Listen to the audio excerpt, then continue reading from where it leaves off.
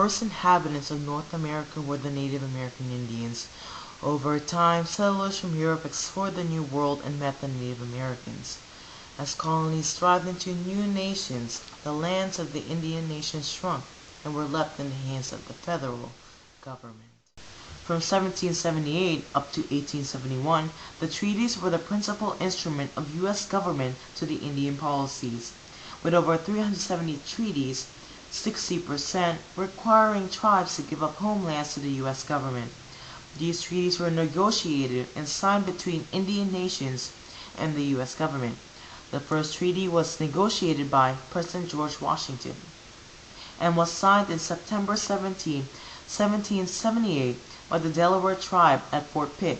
Back then, a young country under the threat of European powers needed assurances of peace from the Indian nations, whose governments held the balance of power in colonial America.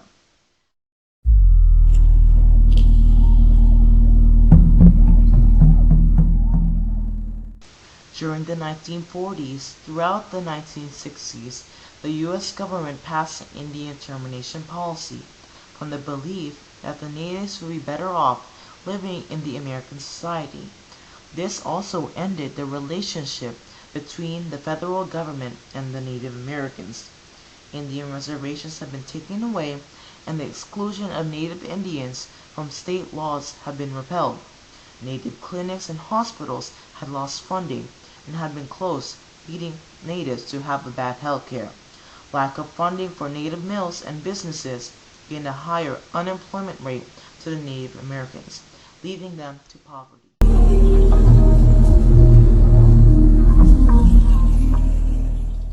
The Indian termination policy led to many protests by Native Americans. By creating groups like the National Congress of American Indians in 1944 and the American Indian Movement in 1968. Unlike other organizations, the American Indian Movement was more aggressive in demanding rights for their native people and their tribal laws.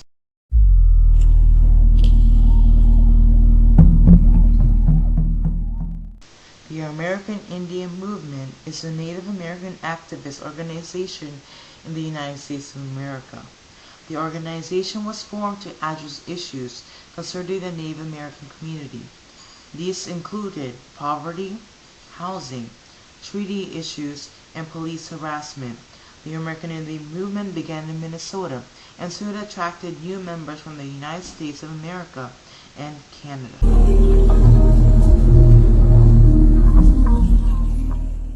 In 1969, the American Indian Movement occupied the abandoned Alcatraz Island.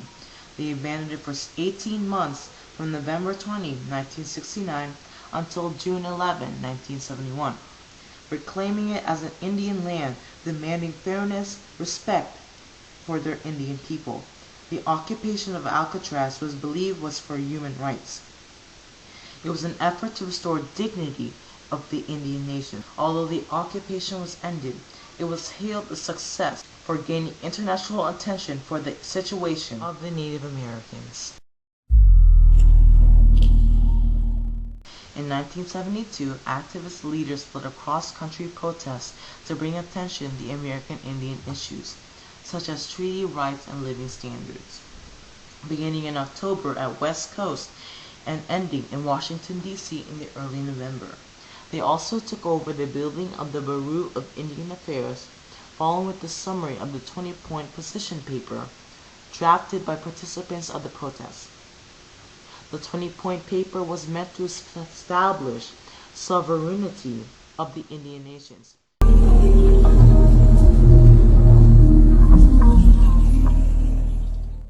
February 1973, a group of AIM members took part in the 71-day siege at Wounded Knee, South Dakota, near the Pine Rouge Reservation.